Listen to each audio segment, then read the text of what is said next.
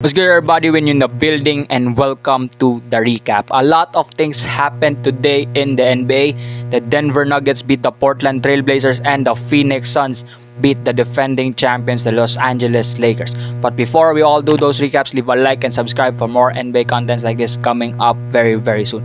So now let's go on to the things that are fresh in my mind, which is the Phoenix Suns versus the Los Angeles Lakers. Before this game started, I told my friends, I was talking with my friends, I was like, yo, the Phoenix Suns need to treat this game as the game 7, alright? Game number 6, they need to treat it as the game number 7, because you cannot afford Anthony Davis to be an 70 or an 80% going to a game 7, alright? You don't want that, so you need to treat this game as the game 7. And Anthony Davis was a go-to play. That's what they thought about. But what happened in the early minutes of the first quarter showed that he wasn't ready. He was questionable, but everyone who watched this game knew he was out of the game. And the Phoenix Suns did what they did. I'm gonna tell you this one. This is a series that I thought would be fun. Alright. This was a series that we all thought would be fun. We had players who are healthy. This was like an upcoming hottest team in the league going up against the defending champions. So players or people got Lakers in 7 or 6. Phoenix had 7 in 6. And everyone wanted this game to be fun. But man, injuries destroyed the fun in this series, bro. Chris Paul got down in the first game with an injury. Anthony Davis got injured in game number 3, played game number 4, was very trash, got injured in game number 5, and got injured again in game number 6. Man, this one really was an underwhelming series. Like a very sad series, or like an underwhelming series to watch because of the injuries. And if you know sports, injuries is the worst thing that could happen to a team or to the fans or to the players as usual. And looking at this one, injuries, bro. If everyone was healthy, this would be fun. So let's talk more about this game. Going to the first quarter, when Davis got down, everyone already knew it was over because the Phoenix Suns was on fire. Devin Booker was on fire. He channeled his inner, be legendary or like a bit of a Kobe Bryant feel, because Kobe Bryant told him to be legendary, and he did that to this game. Devin Booker had a great game. The whole Phoenix Suns had a great game.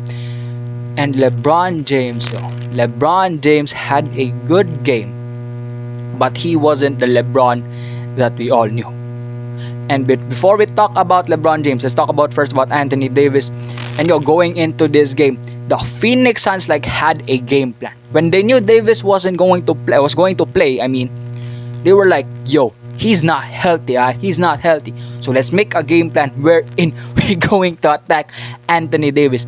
And nobody does that. Nobody has a game plan to attack Anthony Davis, because Anthony Davis is one of the best defensive bigs in the league, and no one's going to do that. But in this game, they knew he was not healthy, and so they did. And they didn't really injure Davis, but they didn't do that. But Davis got really injured because he couldn't even move. They knew he was good, but his mobility was bad, very bad. So that made him go down with the injury. And bro, I just gotta say, this series isn't fun we all expected to be, because of the injuries that happened. Chris Paul was good, but he was scary in game number 5 because he got injured again. Good thing he was a bit okay with an ice, but he didn't score that much. If I look at it back once again, Chris Paul only had 8 points, 4 of 12. He couldn't make a shot because of his shoulder, but he had a lot of assists. The playmakings of Chris Paul in this game was very good, especially to Devin Booker, who scored 47 points in this game. It was very good. But when you talk about the Lakers, let's talk about first LeBron James. LeBron, bro. If you watch this game, you all know that if the Lakers want to win, it's got to be in the hands of the king, LeBron James. And in this game, it didn't happen. If you look at the stats, 29, 9, and 7, 2 and 2 for LeBron, 11 of 26 from the field. He made three three-pointers. But man, this wasn't the LeBron James you all knew. We all grew up and loved to watch. I know he's already old. He's 36, bro. He's 36. And we all know going to this playoffs, he wasn't going to be 100%. But we all expected that he would not be losing this game. Or he would give it his all, even though he's a bit injured, to try to win this game. But it didn't happen. It didn't happen, bro. It didn't happen. And looking at this game, bro, it's just sad to see, as per person like who grew up watching, who loved watching LeBron. We all thought that he would score like a 40, 50 point game, even though he's a bit, injured or weak. He would give it his all. But in this game, he wasn't, bro. He didn't do a bit. He played good, okay? Don't get me wrong. He played good. But it wasn't the LeBron we thought that we expected that he would be. Alright? And it might be the first time in his whole history that this might be one of the worst games LeBron has, wherein the light was shining upon him, or wherein everyone was watching upon him. It's just sad to see, bro. And I know he's already old, he's 36. He's 36, like what Mark Phillips says. I'm 36! I'm 36! Why is it always everybody versus me? I'm not Thanos! Golly! Let's stop throwing the ball! He's 36! But man, it's just sad to see, bro. Sad to see. And it might be the time that he might not become the best player anymore. It might be time. But I might be wrong. Because if it's 100%, maybe we'll see it back next year.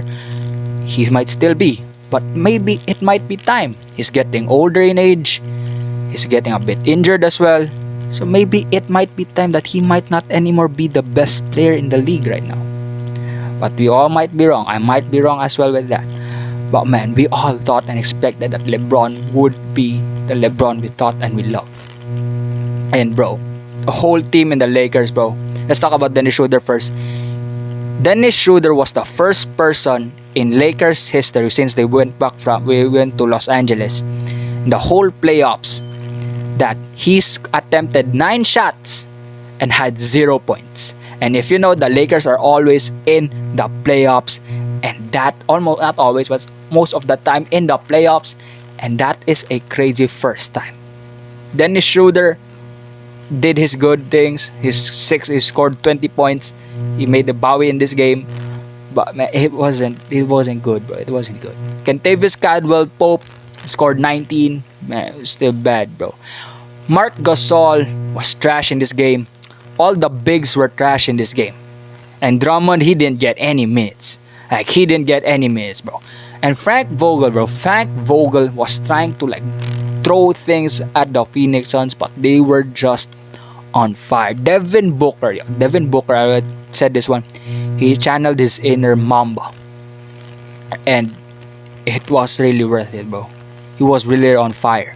6 3-pointers, 22 points in the first quarter, and 33 points, I think, in the first half total. That's a crazy stat line, bro. And me and my friends, when we were watching this one, we're like, wow, Devin Booker on fire. Wala na ni. We were all like that. And bro, I just want to talk about Lakers a lot, bro. Because, like, they had a run in the second half, or somewhere in the fourth quarter. They were having a run. They were going from like a 20-point lead to a 12, to like they're going back to a single-digit lead. But when they were on that run, LeBron looked at Coach Frank Vogel and said, "Yo, give me back, bro. I'm out of here. I'm out. I'm out. Like, get me off the court." He went off the court. Markieff Morris subbed him out. LeBron was like, "Yo, give me that booty something thing wherein we sit down." Marcos was like, "Yeah, I'm gonna give you that." He was like, we need you, bro, we need you. But then, when LeBron got subbed out, straight run from the Phoenix Suns, the lead was back into like a very far double-digit lead. I don't remember what it was. But man, this was just like sad to watch, bro, especially from LeBron, especially for like a person who grew up watching LeBron. It's just sad to see because it might be time, bro. It's like, it might be time. But we all might be wrong. Right? We all might be wrong. And for me, what the Lakers would do this offseason to improve is to either not resign Dennis Schroeder or trade Kyle Kuzma or do both. Right? Schroeder declined an 80 million contract. Okay? Kuzma, you gotta throw him out, bro. You gotta throw him out. Right? Montrez is good because he's that energy type of player you want. But he didn't even show it in this series. Like, he was the sixth man last year. Schroeder was a runner-up as well.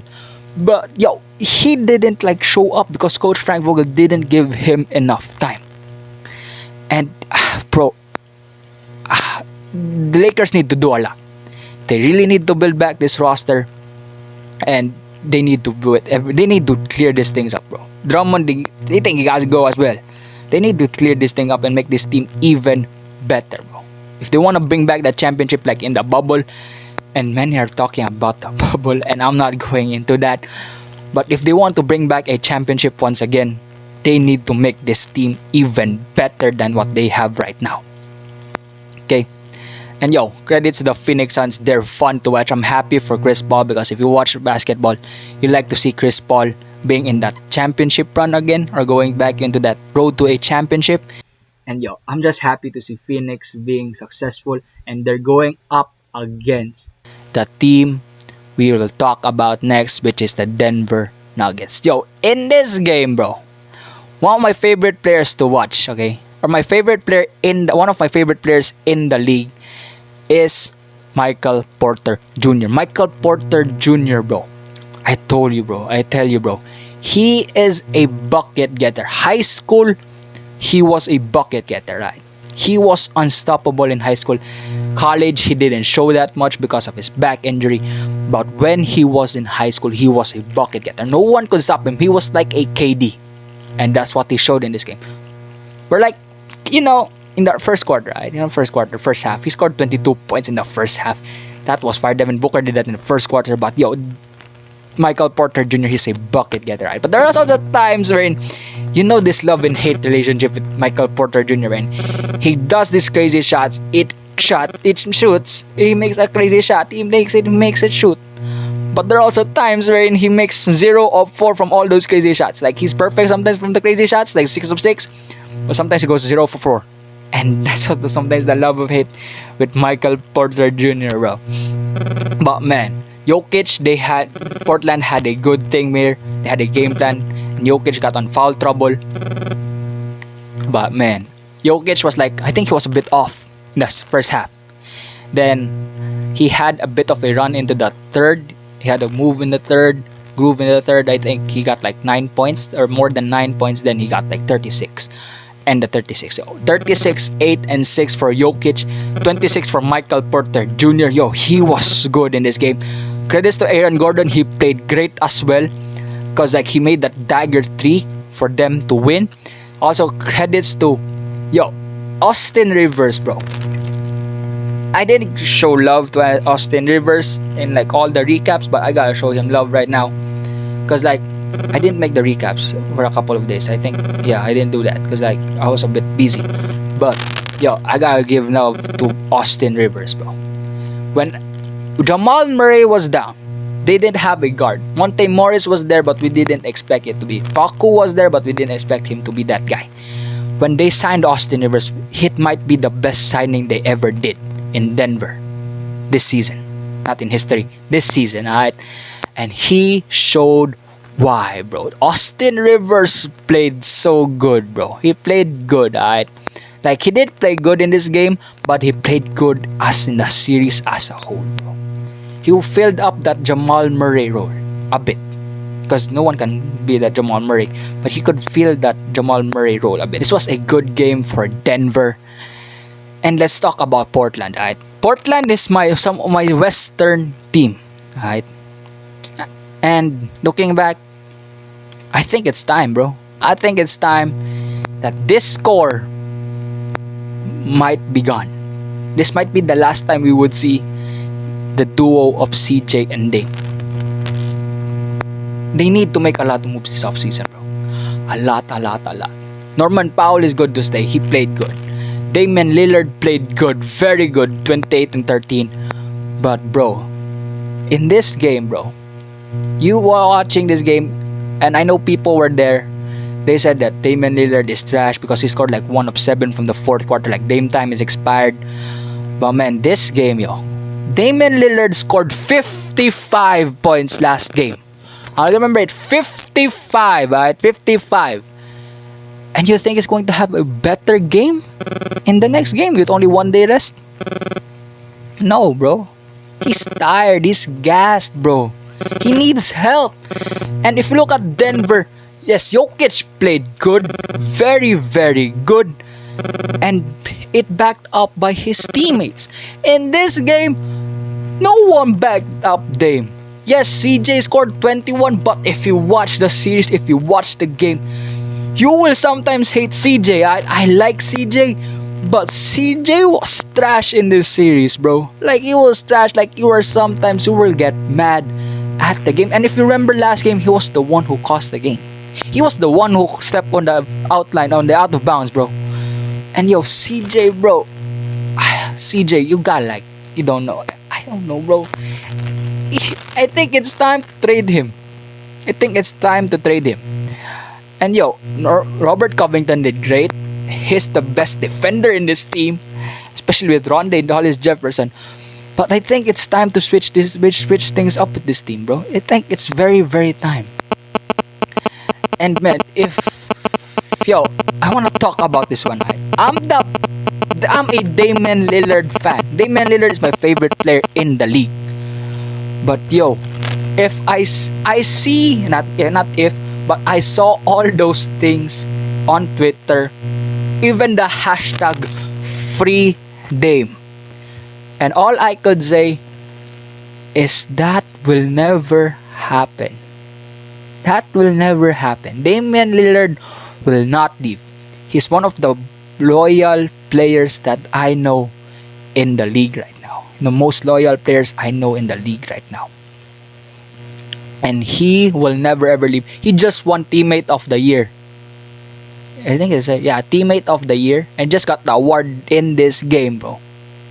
And I know he won't leave. But Dame, I think it's time to look yourself into the mirror and learn to let go.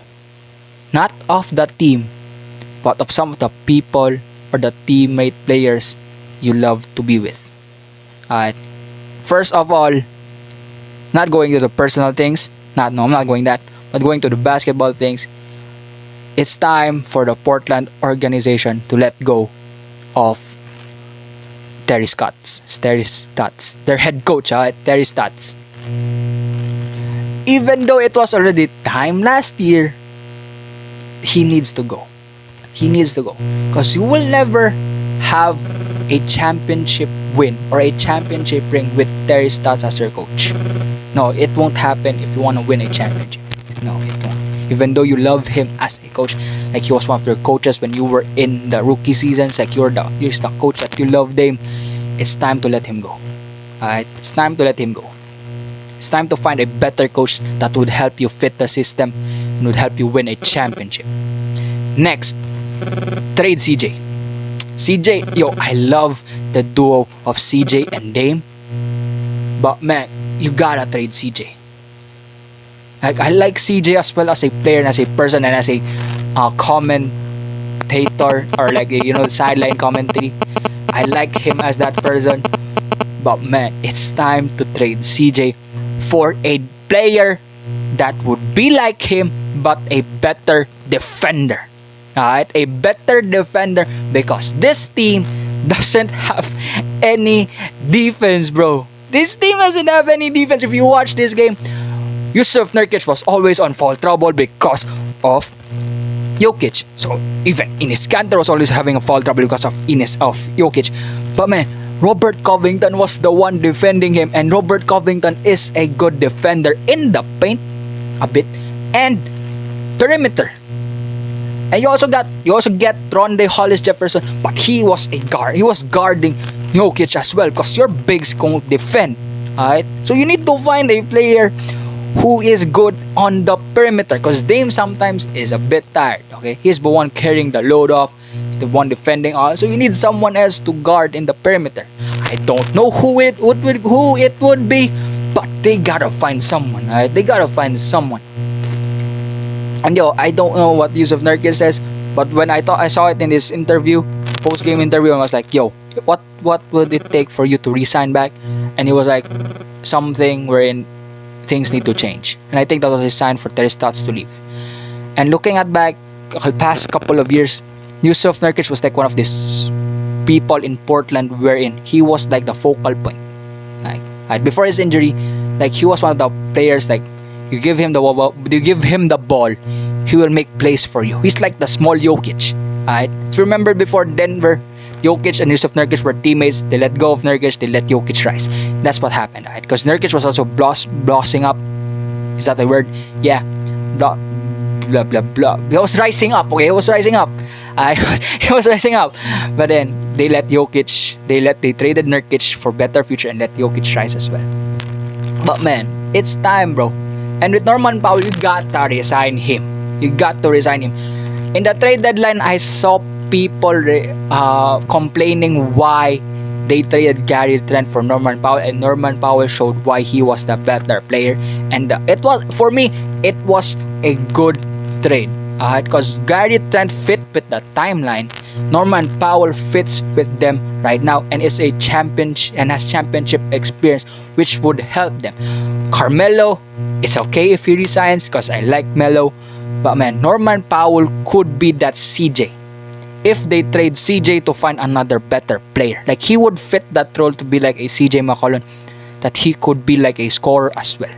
Because he's also 6'3", 6'3" small forward, bro. You gotta find another player to be a better guard defender as well, or perimeter defender as well, and as well as a good scorer. So yeah, Portland, yo, you gotta like, Dame, it's time to let go of maybe CJ and Terry Stotts, bro, to make this team even better. And these are the things that needs to happen. And I'm excited to see Denver versus Phoenix, bro, because like we will see how they would match up with each other. Because if you look at this, they both match up with each other, and it's a lot, bro. It's a lot. This will be like a chess match. Bro. This will be a chess match. And it will be fun to watch, right? DeAndre Ayton guarding Nikola Jokic. But the problem is who will guard Booker? Because Chris Paul's a bit hurt. So who will guard Booker? You could put Aaron Gordon maybe, or you could put not Michael Porter Jr. He doesn't defend. Austin Rivers maybe, but he'll be guarding Chris Paul. And Booker is Booker, so that's hard. It's tough to guard. It's to guard, bro. So yeah, those are maybe the things that will make this series fun, bro. These are the things. So this will be a fun series. I hope this goes to a game 7. And yo, check out our next episode for the dub. Episode 3 will be doing our second round predictions, even though the next game or the final game, first round game, will be next tomorrow or maybe 2 days if the Clippers win. Check it out in the next coming days, right? Or on Monday if you're in the Philippines, Sunday in the US, or early Monday. Yeah, you know what I'm saying. Yeah, those are the things, bro. Those for early predictions, for second round predictions, alright? And yo, those are all the things I gotta say, bro. It's just tough to watch the game, bro. It's just tough to watch the games, especially with injuries, bro. That's all I gotta say. And I think it's time, bro, to leave down a like and subscribe for more contents like this coming up very, very soon. I'll see you all soon. What are your thoughts in the comments? Put down below. See you all soon, bro. Peace.